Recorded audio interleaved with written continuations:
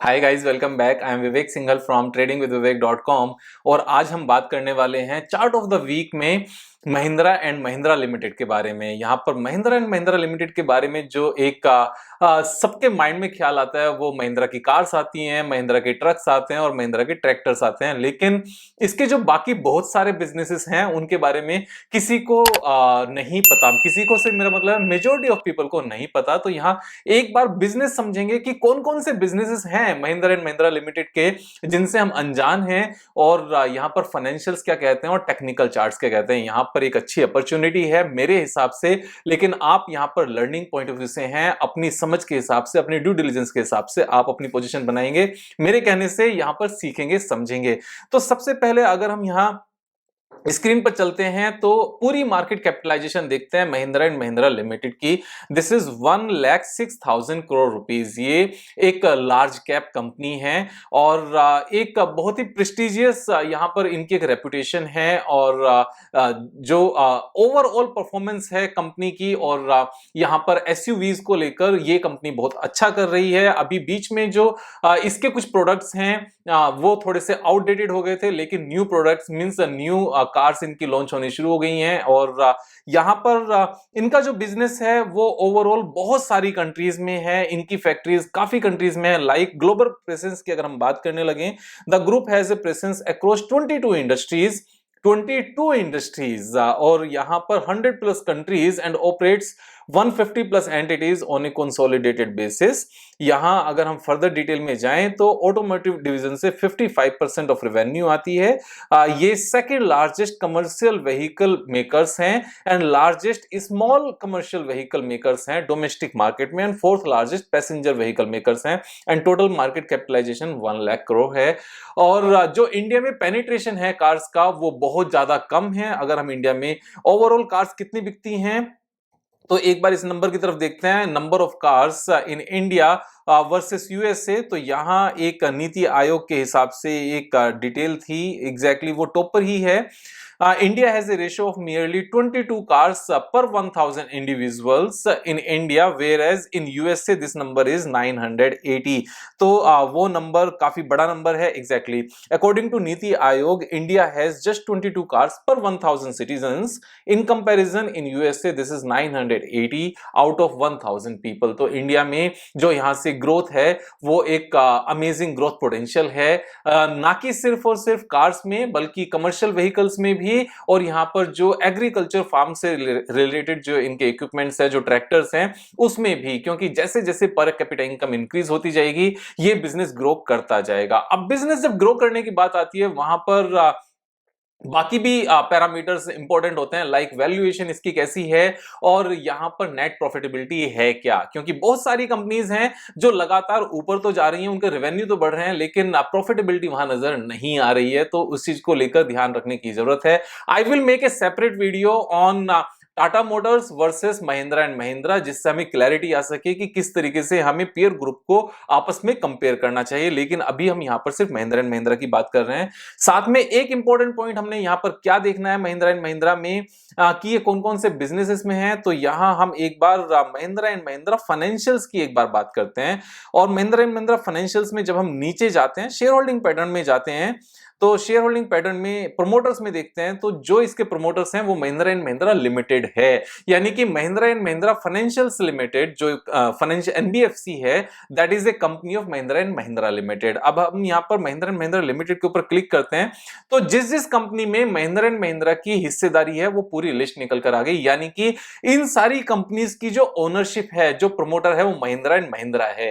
Mahindra and Mahindra limited के अंदर में ये सारी कंपनीज आती हैं। तो वो सिर्फ एक बिजनेस में नहीं है, वो बहुत सारे बिजनेसेस में है। इनसे अलग बहुत सारी अनलिस्टेड कंपनीज भी हैं जिसमें वो काम करते हैं। तो लेकिन लिस्टेड कंपनीज की अगर वैल्यूएशन की एक बार बात करने लगे, Mahindra and Mahindra financial limited में फाइनेंशियल सर्विसेज में 52% हिस्सेदारी है, सीआई में 11% है, ईपीसी में 54 है, Mahindra holidays 67%, Mahindra life 51%, Mahindra logistics 58%, Swaraj engine 34%, Tech Mahindra 25%। Almost सभी में मेजोरिटी शेयर होल्डिंग है, प्रोमोटर्स हैं। अब इनकी अगर वैल्यूएशन की बात करने लगे कि टोटल वैल्यूएशन कितने निकल कर आती है, मैंने इसके लिए एक्सेल शीट तैयार की एक्सेल शीट में अगर आप देखोगे, मैंने यहां पर सबकी मार्किंग कर ली। टेक महिंद्रा की आज की डेट में मार्केट कैपिटलाइजेशन कितनी है एंड महिंद्रा की इसमें हिस्सेदारी कितनी है, तो उस हिस्सेदारी की वैल्यू कितनी निकल कर आती है। तो टेक महिंद्रा 1,38,000 करोड़ की कंपनी है, 35,000 करोड़ की हिस्सेदारी है महिंद्रा एंड महिंद्रा लिमिटेड की टेक महिंद्रा में। इसी तरीके से इन सब की हिस्सेदारी की कैलकुलेशन निकल कर आ गई, यानी कि 54,000 करोड़ तो इसकी महिंद्रा एंड महिंद्रा की हिस्सेदारी है मार्केट कैपिटलाइजेशन के हिसाब से अपनी ग्रुप कंपनीज में। तो टोटल मार्केट कैपिटलाइजेशन कितनी है महिंद्रा एंड महिंद्रा की, अगर हम वापस से इस बात को ध्यान करें, मैं वापस जाता हूं टॉप पर, देखते हैं एक बार महिंद्रा एंड महिंद्रा लिमिटेड की हम बात कर रहे हैं, M&M लिमिटेड। तो 1,06,000 करोड़ की हिस्सेदारी टोटल मार्केट कैपिटलाइजेशन है, और इसमें से 106,000 में से 54,000 करोड़ तो इसके पास बाकी ग्रुप कंपनीज के शेयर्स हैं। और जितने भी ये शेयर्स हैं ये अपने आप में अच्छा कर रहे हैं, सारी टर्न अराउंड हो रही है, ऑल आर प्रॉफिटेबल नाउ। जो दिसंबर क्वार्टर के रिजल्ट्स आए हैं इन सारी कंपनीज के वो अच्छे आए हैं। उसको देखने का तरीका क्या है, बड़ा सिंपल है।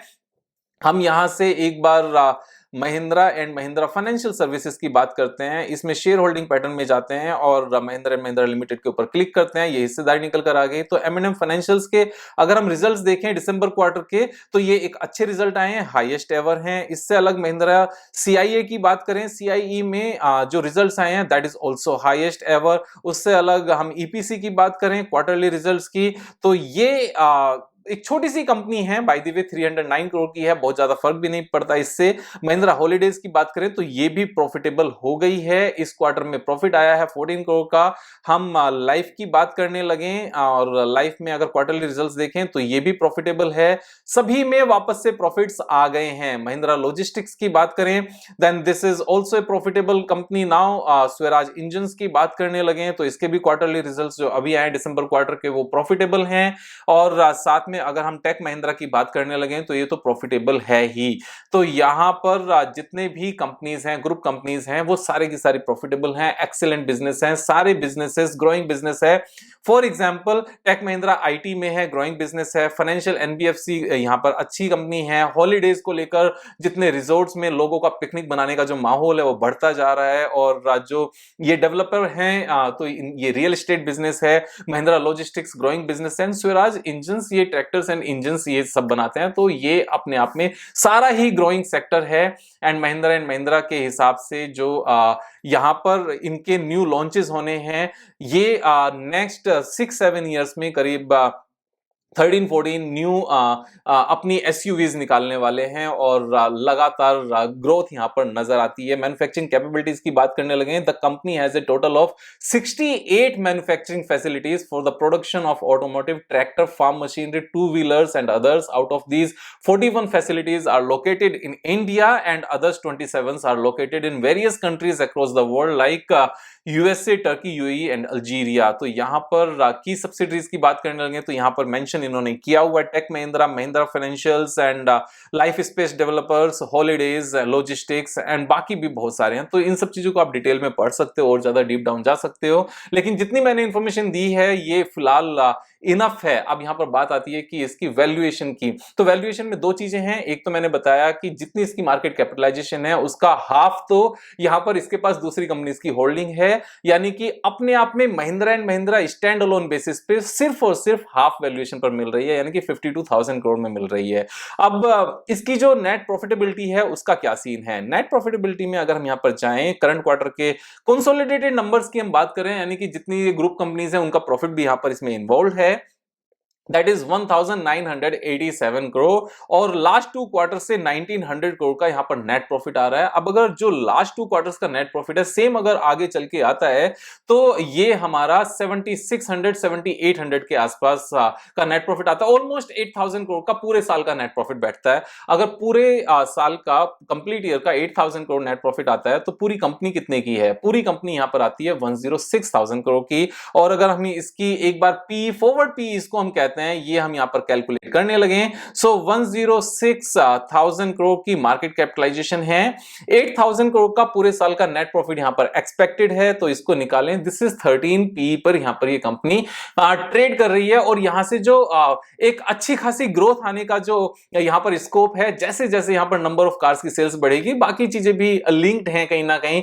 क्योंकि कंट्री की ग्रोथ से सीधा सीधा लिंकेज है सारी ही कंपनीज का। तो यहां ये ग्रोइंग कंपनी है, वैल्यूएशन वाइज सस्ती है, पी के पॉइंट ऑफ व्यू से भी और जो इनके पास ग्रुप कंपनीज की होल्डिंग है उसके पॉइंट ऑफ व्यू से भी। अब एक और चीज देखते हैं कि कंपनी की जो बैलेंस शीट है, बैलेंस शीट में यहां अच्छा हो रहा है बैलेंस शीट या बेकार हो रही है। तो लास्ट 3 इयर्स की अगर हम बात करने लगे तो यहां पर जो बोरोइंग है वो थोड़ी सी कम हुई है और जो अपना रिजर्व है वो इंक्रीज हुआ है, तो ये चीज अच्छी है। Over a period of last 10 years की बात करने लगे तो कंपनी का जो अपना पैसा है that has increased from 9800 crore to 42,000 crore, ये 4 टाइम्स से ज्यादा हुआ है, ये एक अच्छा पॉइंट ऑफ व्यू है। एंड यहां पर अगर हम रेवेन्यू की बात करने लगे तो जो नेट प्रॉफिट है 29,000 करोड़ से इंक्रीज होते हुए 85,000 करोड़ हुआ है। कंसिस्टेंट परफॉर्मेंस है, सबसे अच्छी परफॉर्मेंस जो कंपनी की थी वो 2019 में थी, उसके बाद में यहां पेंडेमिक की मार आई तो वापस से चीजें इंप्रूव होती हुई नजर आती है, वो हम देख सकते हैं। मार्च 2021 से लेकर अभी ट्रेलिंग 12 मंथ्स की जो फिगर्स हैं वो इंप्रूव्ड है, यहां पर नेट प्रॉफिटेबिलिटी के पॉइंट ऑफ व्यू से भी और रेवेन्यू के पॉइंट ऑफ व्यू से भी। तो यहां पर अगर नेट प्रॉफिट की बात करने लगे तो कंपनी ने लगातार ग्रो किया था 2019 तक, 18-19 तक, उसके बाद में BS6 की वजह से जो भारत स्टेज 6 है जिसकी वजह से पूरी ऑटोमोबाइल इंडस्ट्री में यहां पर एक कंसोलिडेशन गिरावट देखने को मिली थी, क्योंकि उनके खर्चे बढ़ जाते हैं जब नॉर्म को मीट करना होता है, एयर पोल्यूशन नॉर्म्स को मीट करना होता है, तो वहां कैपिटल एक्सपेंडिचर होता है और वहां नेट प्रॉफिटेबिलिटी पर थोड़ा सा इंपैक्ट आता है, थोड़ा सा हिट आता है। लेकिन चीजें वापस से इंप्रूव होनी शुरू हो गई हैं, नेट प्रॉफिट जो सिर्फ 127 करोड़ का रह गया था वो इंक्रीज होते हुए 1800 करोड़ तक पहुंचा, देन 5400 करोड़ तक पहुंचा है। तो ये चीजें अच्छी हैं, फिगर्स अच्छी हैं। क्वार्टरली नेट प्रॉफिट की हम बात कर ही चुके हैं। यहां पर जो रेवेन्यू है that is means that is improving now after June quarter में 11,000 करोड़ की सिर्फ रेवेन्यू रह गई थी और उसके बाद से लेकर ये हाईएस्ट एवर है, यानी कि पेंडेमिक के बाद हाईएस्ट एवर रेवेन्यू है एंड पेंडेमिक के बाद क्या ओवरऑल यहां पर हाईएस्ट एवर इनका नेट प्रॉफिट है। तो चीजें सारी बहुत अच्छी हैं। एक बार शेयर होल्डिंग पैटर्न की तरफ भी हम ध्यान देते हैं। शेयर होल्डिंग पैटर्न में यहां प्रोमोटर्स के पास कितनी हिस्सेदारी है, प्रोमोटर्स के पास 19% है, लेकिन एफआईआई के पास अच्छी हिस्सेदारी है, 40% के आसपास है, डीआईआई के पास अच्छी हिस्सेदारी है और पब्लिक के पास जो हिस्सेदारी है that has been reduced consistently, means यहां पर जो रिटेलर्स हैं उनके पास से हिस्सेदारी डीआईआईज एंड एफआईआईज के पास गई है। अगर हम देखें एफआईआई के पास हिस्सेदारी इनकी इंक्रीज हुई है, 31% से इंक्रीज होते हुए 38% हो गई है एंड डीआईआईज के पास 23% से इंक्रीज होते हुए 27% हो गई। जनरल पब्लिक के पास से शेयर होल्डिंग स्ट्रॉन्ग हैंड्स में गई है। यहां पर अगर हम ये चीज देखें साफ साफ नजर आती है, जनरल पब्लिक के पास सिर्फ 9.95% हिस्सेदारी है। तो यहां बिजनेस ग्रेट है, फाइनेंशियल्स ग्रेट है, वैल्यूएशन बहुत अच्छी है। टेक्निकल्स क्या कहते हैं एक बार वो ध्यान देते हैं। यहां पर टेक्निकल्स में 2 टेक्निकल हैं, एक तो हम थोड़ा सा छोटे टाइम फ्रेम पर देखते हैं। यहां एक कप विद हैंडल पैटर्न बना हुआ है और ये कप विद हैंडल पैटर्न एक बहुत simple neat and clean cup with handle है। This is the cup, this is the handle, लेकिन मार्केट के ओवरऑल फॉल की वजह से या कंसोलिडेशन की वजह से यहां पर दोबारा से नीचे आया, that's okay, that is perfectly all right. तो यहां पर अगर हम इस कप विद हैंडल पैटर्न के बेस पर जो मैक्सिमम डेप्थ है यहां से लेकर इसको अपसाइड हम यहां पर प्लेस कर लें तो एक टेक्निकल टारगेट हमारा निकल कर आ जाएगा। वो टेक्निकल टारगेट कितना है?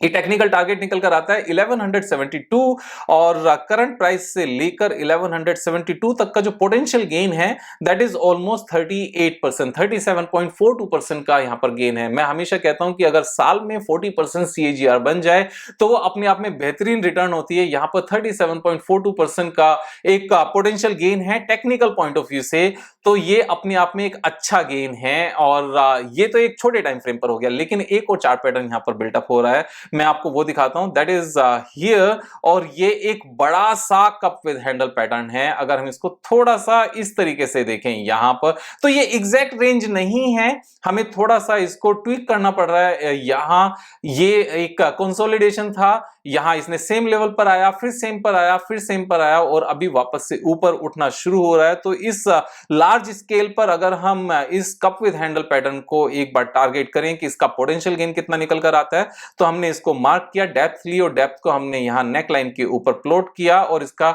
एक बार टेक्निकल टारगेट देखते हैं। ये एक अच्छा खासा टारगेट है 1647, इसका टेक्निकल टारगेट निकल कर आता है। और पोटेंशियल गेन की बात करने लगे करंट प्राइस से, then this is almost 100% gain, 93% gain है टेक्निकल पॉइंट ऑफ व्यू से, क्योंकि इन स्टॉक्स ने काफी लंबे टाइम से न्यू हाई नहीं बनाया है। This is trading at a price where it was trading in 2018, मई 2018 में सेम प्राइस पर था।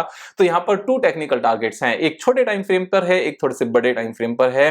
दोनों ही केसेस में मुझे यहां पर 40% CAGR नजर आती है। चार्ट ऑफ द वीक में जितने भी हम स्टॉक्स डिस्कस करते हैं उन सब में हमारा यही मन होता है कि 40% CAGR हम यहां पर निकाल सकें।